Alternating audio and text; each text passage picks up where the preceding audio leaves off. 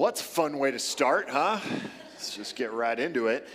We've got lots to do today, and so we're just going to jump right in. Last week, we've been in Romans now for a couple weeks. We're going slow. We're still in Romans chapter 1. We will finish Romans chapter 1 next week. I do encourage you to read ahead to next week because it's spicy in the best kind of way. So we're going to go right at it next week. But this week is kind of a setup for the specifics of next week. Before we get into this week, though, I want to go back really quickly to last week because I told you that Romans 1, verses 16 and 17 is kind of Paul's thesis statement for his whole letter. Okay, and so because of that, it functions as kind of this lens through which we see all of the rest of the book, right? So I want to go back to that because it kind of sets us up for what we're going to do today. So Romans 1, 16 and 17. Paul said, "For I am not ashamed of the gospel, for it is the power of God for salvation to everyone who believes, to the Jew first and also to the Greek. For in it the righteousness of God is revealed from faith for faith. As it is written, the righteous shall live by faith." So Paul's thesis statement here is that he is not ashamed of the gospel because the gospel is the power of God for salvation. That it can save people and kind of save anybody, Jews, Greeks, whatever you got. And he says it does so purely by faith. From faith, for faith, it's all faith, right? That when we believe and entrust our lives to Jesus and entrust our lives to the gospel, that we can be saved. Now, the question that begs for us is, saved from what? Well, I'm glad you asked. Because that is what Paul is going to talk about in verses 18 through 23. What is it that we are saved from? And Paul answers that in verse 18, saying, "For the wrath of God is revealed from heaven against all ungodliness and unrighteousness of men." So we are saved by God from the wrath of God. Now, that may seem like a weird kind of circular argument where it's like, well, why would God have to save us from God? Why would God's grace have to save us from God's wrath? Why can't he just decide not to have wrath and then he doesn't have to save us from anything? It's a decent idea. You should mention to him if you get to heaven. I want to answer that question, okay? And we're going to do it very kind of slowly here. "For the wrath of God is revealed from heaven against all ungodliness and unrighteousness of men." Now, those two words, ungodliness and unrighteousness, are kind of churchy, big churchy words. And so I want to break them down and so they can be very simple and very memorable for all of us. Okay, so first, ungodliness is literally just ungodness. Okay, so when you read ungodliness, just think ungodness, against God's character. Okay, when we act in such a way that is against God's character or God's action, God's creative purpose, especially perhaps when we act against God's creative purpose in humanity, the way in which we relate to one another. It's not only that, but this is a good example of that, right? So in Genesis chapter 1, it tells us that we were created in God's image. And this is a unique creative work of God that when he created human beings, he said, it's the only thing he said, that I am actually going to create this as a reflection of myself with my character and my knowledge and my awareness and sentience. Like there is some sense in which God has kind of stamped himself on humanity in a way that he has not stamped himself on the rest of his creation. Of course, all of God's creation is a reflection of who he is, but there was something unique about the way he created human beings where he said, I'm making them in my own image. And so when we work against the character of God, or we work against the will of God, the desires of God, the creative acts of God, that provokes God's wrath. Okay? So that's one, ungodliness. Secondly is unrighteousness. Right? So unrighteousness, similarly, is just unrightness, right? So we create this word unrighteous because unright sounds lame, okay? And so we say, well, it's unrighteous, right? Unrightness simply means that it is against what God has said is right. Now, rightness or morality doesn't exist in a vacuum. There is no kind of esoteric or detached sense of what right and wrong is. Right and wrong is always a reflection of purpose, right?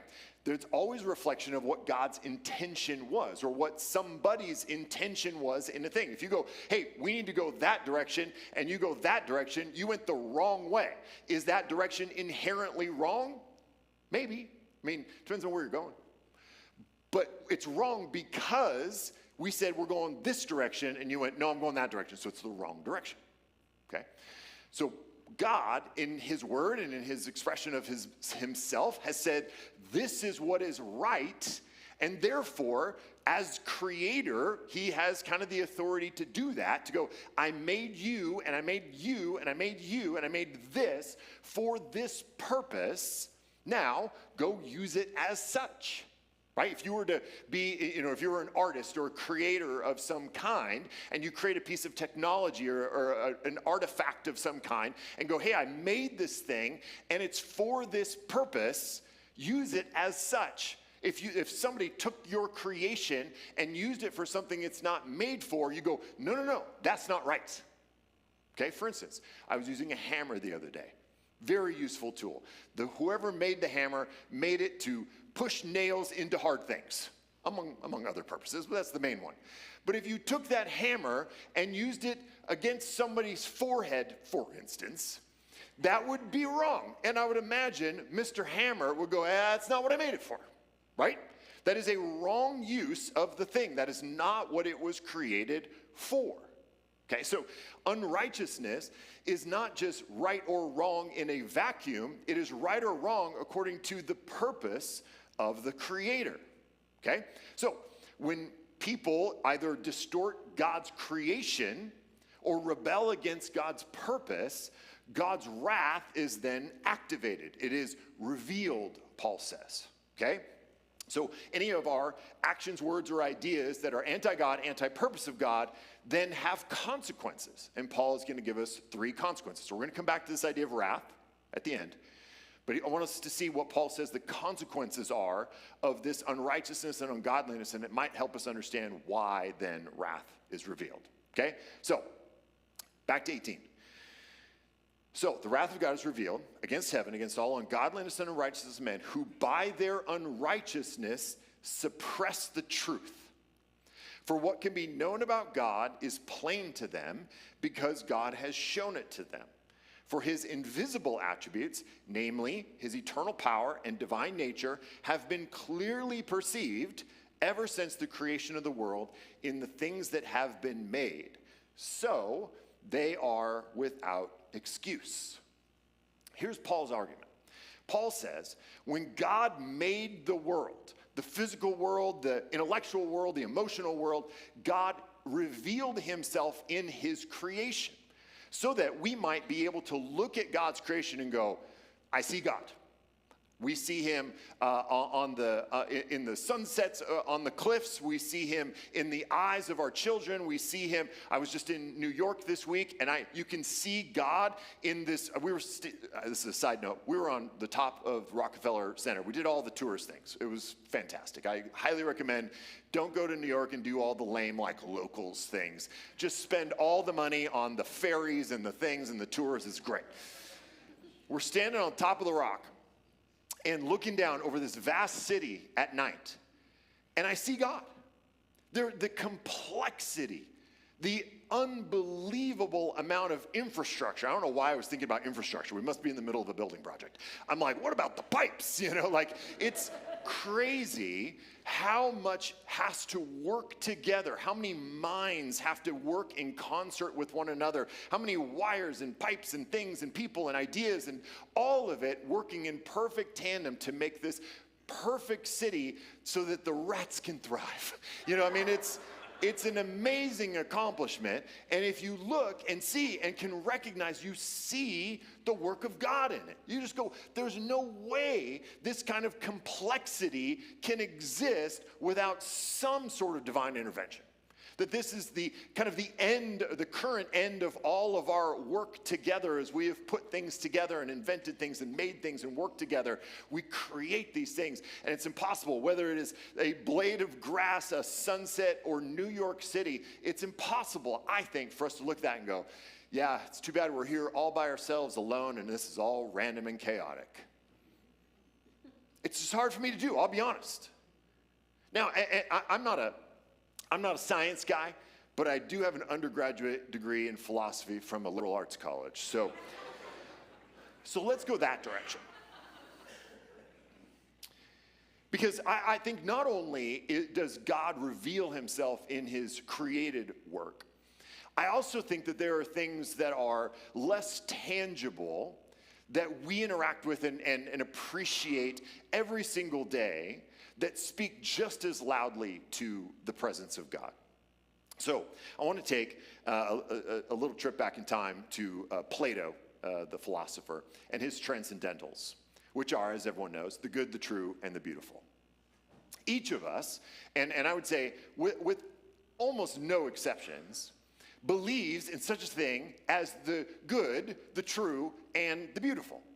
And if we don't consciously or intellectually assent to ideas like things that are true, we live our lives as if we do. So we either should mentally give ourselves to that idea or stop being hypocrites because we live our lives as if there are things that are true and there are things that are false. Right?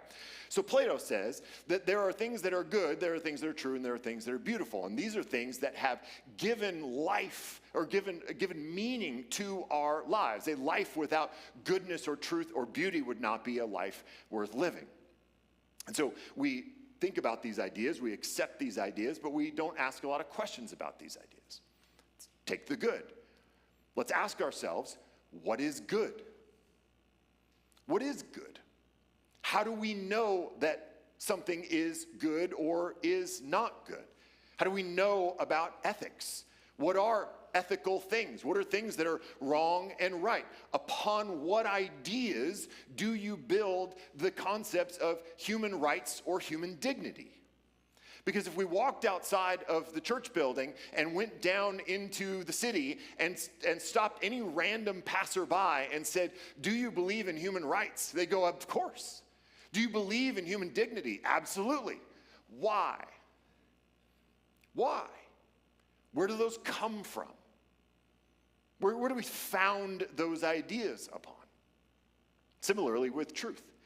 And I don't mean necessarily just the true or false of a test, the empiricalness of life, but I mean really true truth, capital T, truth. Where does that come from? What is the source of truth? Because we would very clearly all day long call things true and false, but upon what basis? What is our standard? Where do we get these ideas of truth? And the beautiful, we constantly seek and recognize and celebrate beauty as such. Why? What makes us appreciate beauty? What value is there in beauty? And a strict materialist, a strict naturalist, atheistic evolutionist would say, well, beauty is something that binds people together, and at the end of the day, we exist just to kind of propagate our genetic code, and so we build tribes and we tell stories to make our tribes tighter so that our genetic code can continue on into the future. Tell that to an artist. Like that strips away every amount of actual value and appreciation and goodness. You're taking away all the things that make life worth living when you take that stuff away. And try to reduce it down to simply the atoms and the synapses in our brain that want our genes to continue on into the future. Nobody actually believes that at a heart level or at a life level. You may be able to occasionally talk yourself into that for a moment, but then you walk out the door and live as if beauty is just beautiful. And so Paul's argument is that God has revealed himself in these things. That God has revealed, like, there is such a thing as goodness, and it comes from me. There is such a thing as truth, and I've laid it out in the scriptures. There is such a thing as beauty, and that is a gift that I have given to you. And a consistent atheist, a consistent secular person simply cannot argue those things. In fact, some of them have at least been honest about it. Christopher Hitchens, talking about human rights, says, how do I know there are such things as human rights? I don't. He goes, I don't know that there are such things. Our grounding for human rights is about as tenuous as our position as a primate species on a rather dodgy planet. He just goes, there's no basis for human rights. Not without some sense of the divine, some sense of the supernatural. There's no basis in pure science for human rights and human dignity. Richard Dawkins, similarly atheist, famously so, talking about good and evil. He says he sees a universe that, quote, has precisely the properties we should expect if there is, at bottom, no design, no purpose, no evil, no good, nothing but blind, pitiless indifference. And here's the thing, he's right. If there is no God, God has not revealed himself through both the natural world, the intellectual world, the emotional world, the relational world. If there is no God, then yeah, Dawkins is 100% right. There is no good, there is no evil, there is just blind, pitiless indifference. We are the product of a chaotic luck of the draw. But nobody lives like that. Nobody, the most staunch atheists, even Dawkins and Hitchens themselves didn't live like that. So how do we solve this problem without God? Well, another famous atheist, Neil deGrasse Tyson, has a suggestion. He says the problem, often not discovered until late in life, is that when you look for things in life like love, meaning, motivation, it implies they are sitting behind a tree or under a rock. The most successful people in life recognize that in life they create their own love. They manufacture their own meaning. They generate their own motivation, which is exactly right. If there is no God to give us an inherent sense of goodness, truth, and beauty, if there is no God to introduce those things in actual ways, then we have to create them. We have to make them. We have to invent them. We are, at least if we follow Mr. deGrasse Tyson, taking credit for the existence of love, meaning, and motivation, not to mention beauty, truth, and goodness. We're saying that it's up to us. We have to manufacture those things. And second, it means that there's actually nothing true underneath it all. There's no foundation. There's no existence of goodness, truth, and beauty per se. As such, there's only what we can make. And at the end of the day, without a foundation, there's nothing. Perhaps Shakespeare said it best in The Tempest. It says, our revels now are ended. These are actors, as I foretold you. We're all spirits and are melted into air, into thin air. And like the baseless fabric of this vision, the cloud-capped towers, the gorgeous palaces, the solemn temples, the great globe itself, yea, all which it inherit shall dissolve. And like this insubstantial pageant faded, leave not a rack behind. We are such stuff as dreams are made on, and our little life is grounded with a sleep. You're getting Tyson, Hitchens, and Shakespeare in one sermon. I mean, you're welcome.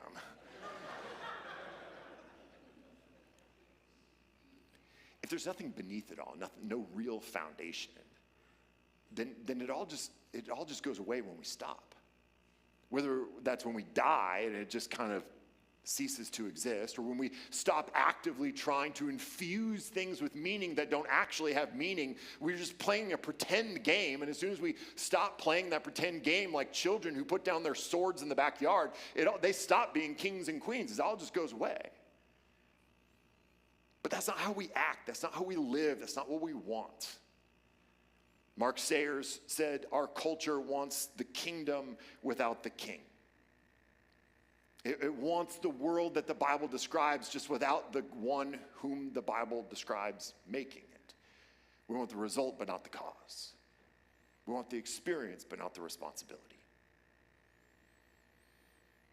We want the fruit of the kingdom without having to bow to a king. Paul calls this suppression of the truth. That our unrighteousness and ungodliness suppresses the truth. It pushes it down and goes, no. There is no God behind this goodness, beauty, and truth. There is only us. It pushes it down, pushes it away, moves it behind, suppresses its truthfulness. Suppression of truth is theological plagiarism. It's glorifying the work of God, but taking credit for yourself. And Paul says, we have no excuse. We know better. Whether that's in the physical world or the intellectual world, we know better. Our lives reveal that we know better. Second consequence of this ungodliness and unrighteousness we see in verse 21 to 23. He says, for although they knew God, they did not honor him as God or give thanks to him.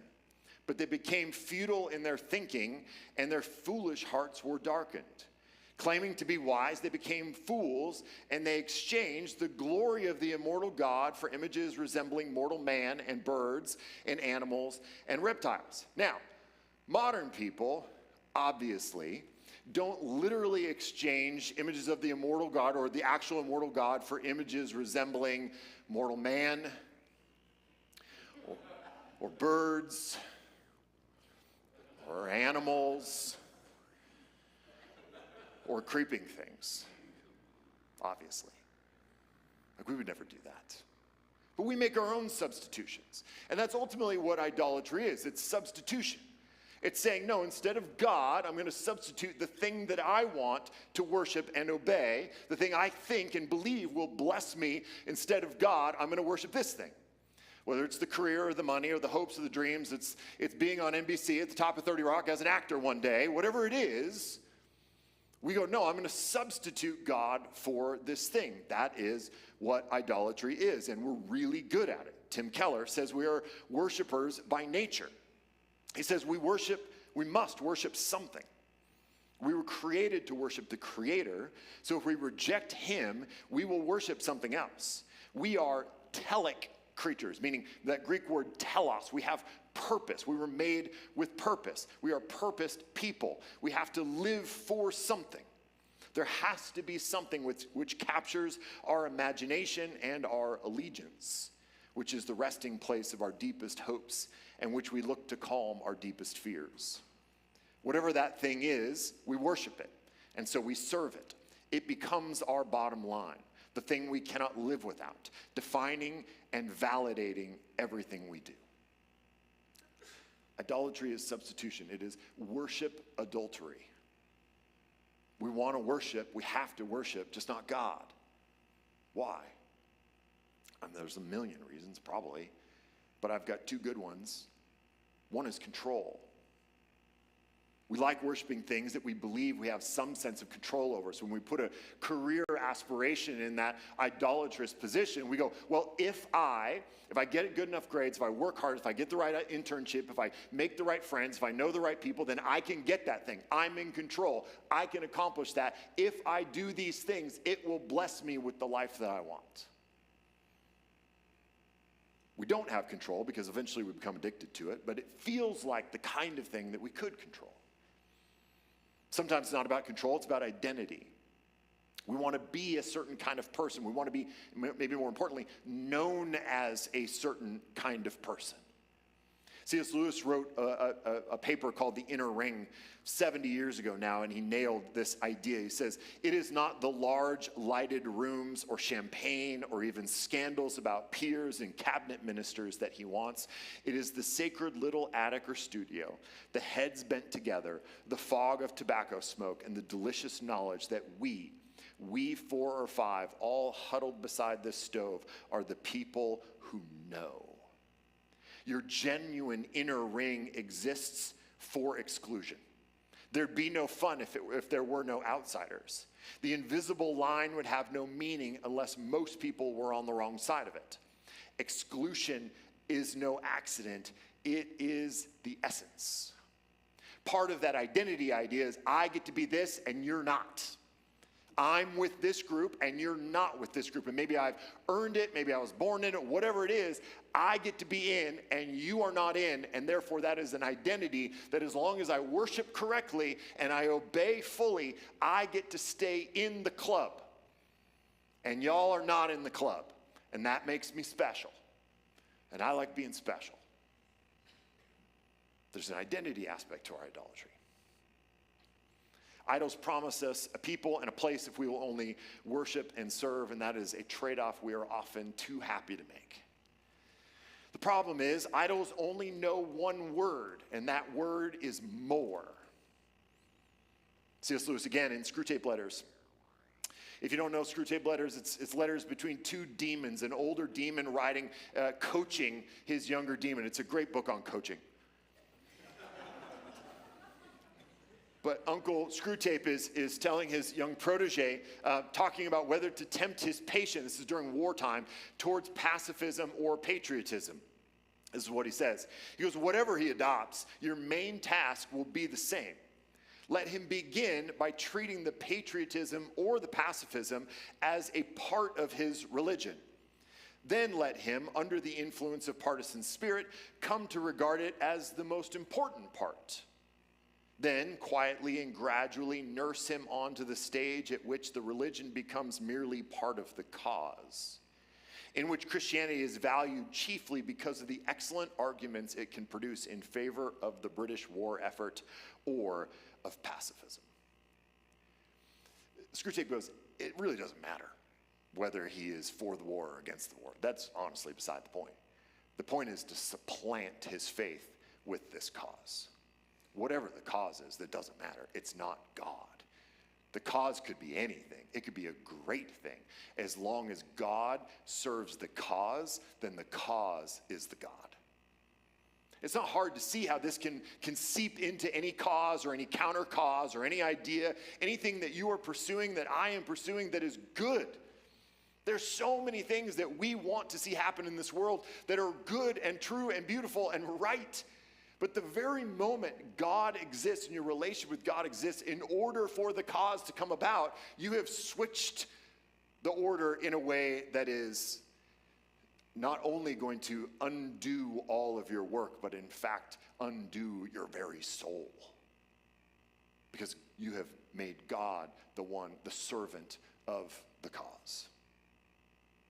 When the cause supplants God as the point of it all, you worship and serve the cause rather than the creator.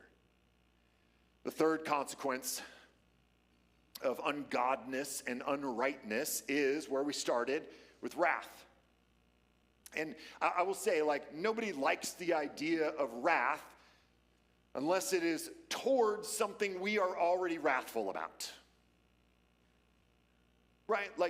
There are some, and I will say this, and maybe somewhat carefully, but there is a sentiment in our world that anger or wrath is a bad thing, and maybe that is often aimed towards men when they are angry or wrathful about things, that is not what they should be, and if they were really civilized, they wouldn't be angry about things. And I would just say that is wrong. That is absolutely wrong. God has given you anger. God has given you wrath for a purpose. Because godly wrath is an expression of love. Godly wrath is an expression of value. Now, is there ungodly wrath? Yes, just the same way there is ungodly compassion.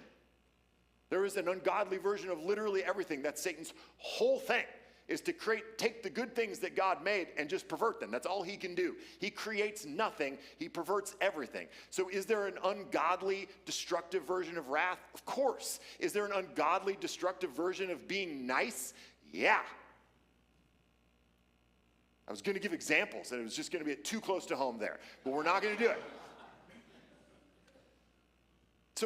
So I want to affirm the godly wrath in us all.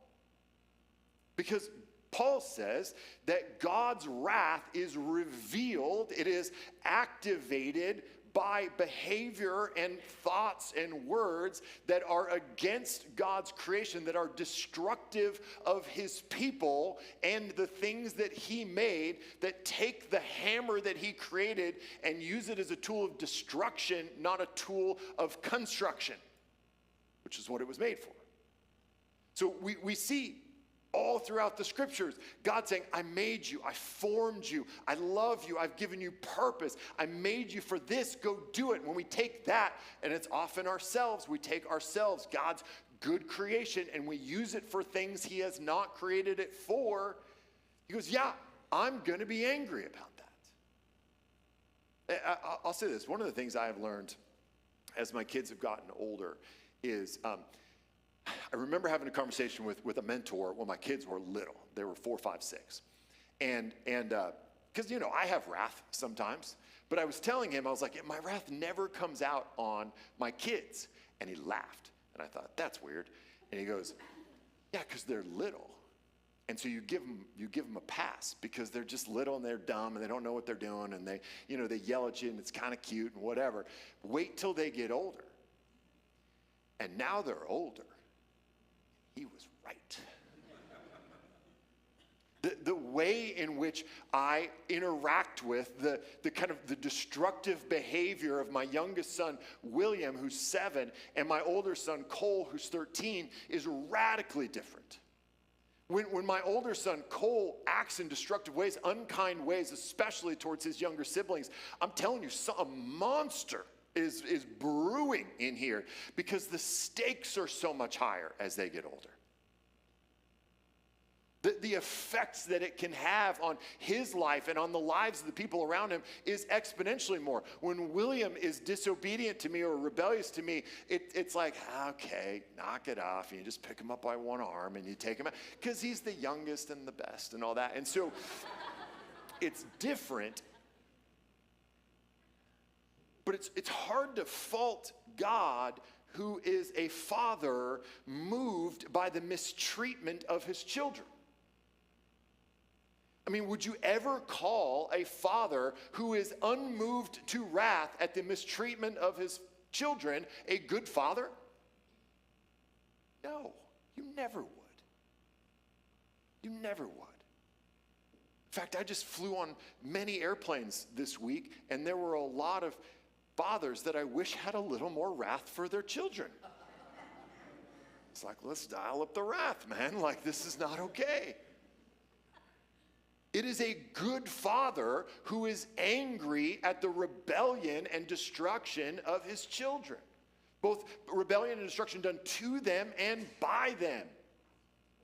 So, yeah, when God looks down on our earth and sees people mistreating his creation or taking the world he made and using it for purposes that it was not created for, yeah, he has wrath. And he should. And I'm telling you, you want it. You want it. You don't want to live in the world where God never gets angry about sin. You don't want that world. You're describing a God who is not that serious about what he has made and what he has said. You describe a God who does not love you or the people around you or the world he made. That is not what you want. You want wrath. You just don't want it aimed at you. And neither do I. Like, you shouldn't want it. It's a terrifying idea that the wrath of God would be aimed at us. It is absolutely terrifying, and here's the thing. I think it's meant to be. I think it's supposed to be. I think God gives us both a vision for what he has made us to be. He describes his purpose for us. He describes and demonstrates his deep love for us. And then he also describes and demonstrates his wrath when we are not obedient. Because when we are not obedient, we are destroying ourselves and the people around us. Take a simple, stereotypical sin like lying. Well, it's just lying, right? It's not murder. Sure. But we could go around this room and every one of us could tell a story about how lying destroyed a relationship, destroyed a situation that we were in, a lie that we believed that has shaped and formed the way we think about ourselves, a lie about performing for somebody, a lie about being somebody, a lie about how you need to live up to something, some lie that you've believed that shaped you and has created anxiety and insecurity in you over your whole life. I think we could all tell a story about how lives have destroyed. And so God is right to be wrathful and to reveal his wrath when we lie, because lying destroys lives. So, here's what we're going to do. 3 things. Don't destroy God's creation. Don't do it. I mean, that's the simple so what of this, right? God goes, when my wrath is revealed against ungodliness and unrighteousness, ungodness and unrightness, when you destroy God's creation, when you rebel against God's purposes, there's wrath to be revealed. So listen, don't do it. Just don't do it. I wish it was that easy. Second, don't celebrate the things that destroy God's creation. There's lots of things in our world that God calls sin, that for which his wrath is being and will be revealed, that a lot of people in our world celebrate. Don't do it. Sometimes it's as simple as like, don't do the things that destroy people, including yourself. And don't celebrate things that God says destroy people, because it really does destroy people. And third, celebrate, worship, and follow the one who was destroyed for his creation. I mean, at the end of the day, like, the law says don't destroy God's creation and don't celebrate the things that destroy God's creation. And by all means, we have to follow the law. We are held accountable to the law, but we never will perfectly, which is why the gospel, good news, exists. All this brings us back to the beginning. The wrath of God is revealed against all the things that destroy our world, that destroy each other, that defame the name of God. And that is good news. The better news, the true good news, is that the righteousness of God is revealed in the gospel. That God looked straight at our idolatry, looked straight at our willful blindness, looked straight at our suppression of the truth, and intervened on our behalf at great cost to himself. But the story doesn't end with wrath. The story ends with grace. That is the full revelation of the righteous character of God. Come and be saved by our good Savior King. That is the gospel that Paul is not ashamed of. That there is salvation in faith in Christ. We can be freed from the slavery of idolatry. We can receive the sight to see and pursue the good, the true, the beautiful that God has given us. That's the good news. That is what we are saved from. The wrath of God. So why would we say let's be saved by God from the wrath of God? Well, because God is rightly angry, and there is right wrath that is poured out against the destruction of God's creation. And God goes, you deserve wrath, but I'm going to provide grace for you. But that sin, that unrighteousness, that ungodliness cannot go unpunished, so I will take on the punishment myself. That is the good news. That is why Paul says, I am not ashamed of the gospel, for it is the power of God for salvation. Because you are pursuing things that destroy people, and there is wrath for that. There is consequence for that. We've all experienced the real life consequence of that, and God goes, I'm going to save you from the rest of it. I'm going to pay the price. That's the gospel. That's what we're saved from. So yes, don't destroy God's creation. Don't celebrate the things that destroy God's creation. But when you do, fall back on the grace of the one who was destroyed for his creation. Let's pray.